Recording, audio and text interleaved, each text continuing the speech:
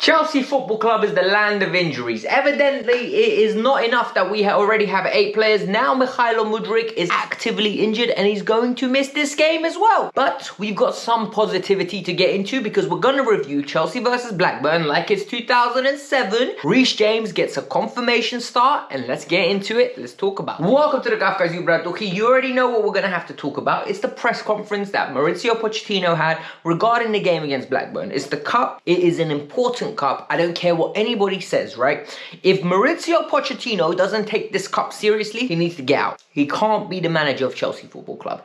Our greatest ever manager, Jose Mourinho, took this cup as serious as he took the Champions League. He always wanted to win it. We had other managers that took cups seriously. Pochettino has to follow suit. This is Chelsea. It doesn't matter if we got to the quarterfinal. Oh, it's a good run. No, we go to win the trophy. And you know what? I'm glad Pochettino understands this because that's the incentive we got from his press conference. I respect it and we'll talk about it. But before we get started, I need you lot to hit the like button. I want 1,000 likes on this video. It's the best way of you lot supporting me. And finally, if you're new, subscribe. All right? I want to hit 32,000 by the end of the year. It's something that is very tangible. It's something that we can actually do and is achievable. So let's do it. 32,000 by the end of the year. The first thing we got was confirmation that Mikhailo Mudryk is out. Mikhailo Mudryk will not be fit for the game against Blackburn tomorrow, but he's a maybe against Spurs. Look, we're going to need Mikhailo Mudryk. Pedro Porro can't defend one-on-one very well, and Mudryk will cause all types of trouble for him. So we need him fit. But there is no rush to get him back. If he can't make it, he can't make it. Do not risk him. We do not need him getting a long-term injury. Nkunku will not be back. And this is the thing. I don't know why the media have all of a sudden jumped on this. Oh, is Nkunku going to be back? He clearly stipulated in the past that he's not going to be back. Nkunku is only going to be back after the international break. And I promise you, it won't be the first game against City. The initial prognosis was that he'll be back in and around December, late December to January. So I don't know why everyone all of a sudden, because Poch said maybe after the international break, assumes that it's going to be after the international break. Because we know what Poch is like. He'll bring him back. He'll start to reintegrate him into training. Once he reintegrates him into training, he'll try to build up his fitness. And then, only then, he will bring him in supplementary pieces. Because he learned from the Caicedo thing. You don't just chuck players out there. They get exposed. And that's the reality of it. We also need to say, he also went out and spoke about the lineup he's going to select. Poch was very open and very transparent with the lineup he's going to select. He said there is enough time to recover from Wednesday to Monday, so there is no stress. We are going with a strong lineup. This cup is important, and this cup is very important. Guys, let me explain to you something. One of the biggest negatives people have towards Pochettino is he never won anything at Spurs. Why would we want a gaffer that never won anything at Spurs? It's common rhetoric that we hear. The reality is Pochettino could go far in this cup, win this cup, and all of a sudden he's going to get that Arteta effect. No matter what Arteta did, back-to-back 8-play finisher, yeah, but he won us a trophy. Poch will have that. Poch will always have the tangible fact that he got us some silverware. It will buy him time. It will get people into believers, and that's what Pochettino needs. Pochettino needs people to invest into this project. I like Pochettino. I don't think Poch should be getting sacked. I don't think this should even be a consideration at this moment in time. Do I think Poch is the man that takes us to the promised land of Premier Leagues and Champions Leagues? I don't think so. But I think Poch can build one heck of a team so that the next man can do it. And I trust Poch in that. I think Poch will be our manager for at least 2 years. And then the ownership will decide whether they re-up his contract or they bring someone new. But that's the reality of the whole situation. So he says he's going to go with a strong lineup. And the strong lineup, what he gave us was an inkling that Reece James is going to start. He outright confirmed it. He said, heart on his chest, 10 toes down, Reece James is going to start. I'm not going to tell you the rest. But the predicted lineup that came out was actually very interesting because it was a lineup that I think he was going to go with, and Neze can celebrate, put out the predicted lineup. Sanchez in goal. We have a right back of Reece James. Centre backs of Disasi and Badiashile. Left back, Cucurella. In the midfield, it was going to be Enzo and Ogochukwu. In the number 10, it's going to be Gallagher. Noni on the right, Sterling on the left, Nico up top in Jackson.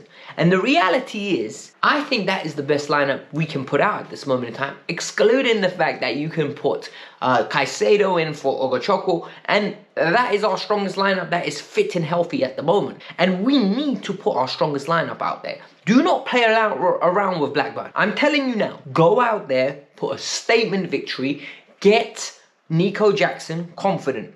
I need Jackson scoring goals. Jackson needs to get in his head that he can score goals on a consistent basis. We need him raring to go for the next game. And the reality is, Jackson has got 4 goals this year in all comps. If we get a brace from him, he gets confident, he's on 6, he's ready to go, Spurs comes up, and then he's even more confident. I just think he could go on a purple patch. And we need to try get one out of him before we get to January. Because when Senegal qualify, he's going to go on international break to AFCON.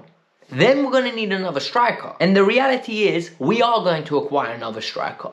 So whether Jackson likes it or not, he's going to have competition, and hopefully he gets into a purple patch where he's good enough to contribute off the bench. Because I don't think Jackson should be starting for Chelsea. It's not fair on him, and it's definitely not fair on my eyes. I can't have Nico Jackson learning the trade at age 22 at Chelsea Football Club. It doesn't work like that. What's very evident, and what I really don't like from Mauricio Pochettino, is he's really going down the bandwagon of we deserved more from these performances that we've had.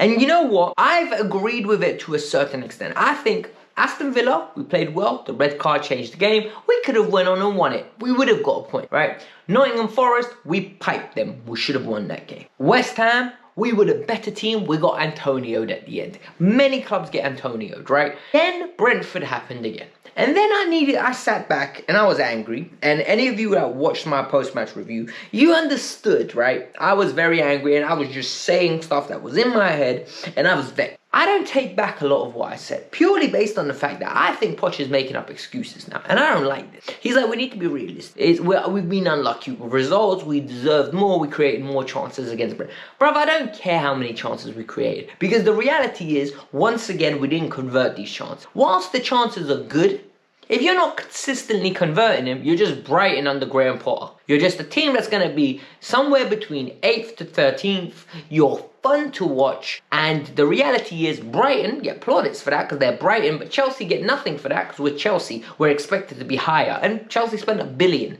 So that narrative is always there. Yes, I know the $1 billion isn't literally all first team players. But the reality is, we have spent a big sum of money and there needs to be some return on the investment. I don't want Poch making excuses. I actually would prefer if we went on the next 5 games, right? We went on a little run of where we just grind out results. We play absolutely horrible. We get 3 wins, 1 draw or 1 loss. We grind out results. Manchester City, we get ugly win. Spurs, ugly win. Newcastle, ugly win. Everton, ugly win. United, ugly win. Like, we just get ugly win after ugly win. Then once we shithouse it. Because at least then, we're accumulating some points, some feel-good factors in and around the team. I love good performances. And performances are an indication of things to come. But it gets to a point where you need some sort of wins to almost get fans obsessed with the fact that this project is going to work. Look, we're seeing progress. Performances are great, but you need to stick in some wins. Otherwise, people lose faith in the project. They lose faith in the buzzwords that you're throwing out there. One final update from Pochettino was that Ben Chilwell's in LA. He's 12 hours away. He's going to return and they're going to analyze him from there. At this moment in time, I don't think Ben Chilwell is the biggest problem, right? I think Ben Chilwell is a good player. I don't think he's as special as everyone else thinks he is. But the reality is we're stacked in that position. We got Cucurella and we got Levi Colwill. So I don't think there's any urgency to rush Ben back. Ben has got a severe history of injury. This Donny has been injured as much as Reece James and is getting to the point where it's a joke. Hamstring after hamstring, knee after knee. So we need to make sure he's fully functioning and fully right when he returns. We don't need to pressure him. We don't need to rush him. But the thing is, a firing Ben Chilwell is a competent left back. He's a very good left back, actually. Competent is underselling. He's a very good left back. A bad Ben Chilwell is a shocking player. So as you can see, he's at polar opposites. So we need to get somewhere in the middle. Like, just give me a good Ben Chilwell. You know, someone that's safe, secure, and we've got a good player on our hands. And the reality is, if we rush him back, he might not be ready and be that horrible Ben Chilwell. So I think we should calm down. But in regards to tomorrow's game, if you want a prediction out, I think we're going to win. I hope we're going to win, like, for crying out loud. If we can't beat Blackburn, then I think we have got major problems. Like, problems that are far beyond what I think they are. At the moment, I'm behind Pochettino. And I say at the moment because if we start seeing stinky results going forward and it gets to 19 games and we're like, I think he's got till 19 games with me. 19 games is halfway through the Premier League. If we are not 7th or higher or even 6th, I've got serious questions to ask why. Because you've had half a season to implement some stuff. And then we will look at the mitigating circumstances, we'll look at all the context, and then we'll make a decision. I'm not going to be shouting Poch out, but the reality is I'm going to be questioning a lot of things. If 19 games have gone by in the league and all of a sudden we're out the Carling Cup and you're not in a competent position, you're like in the same position Frank left us in and Potter left us in, I'm not going to be happy with that. Like, the reality is, good coaches get results. Good coaches know how to grind out wins. Ten Hag, for me, he's getting a lot of stick right now. I think he's a good coach. Like, Ten Hag has won 48 games in the quickest time as any Manchester United manager.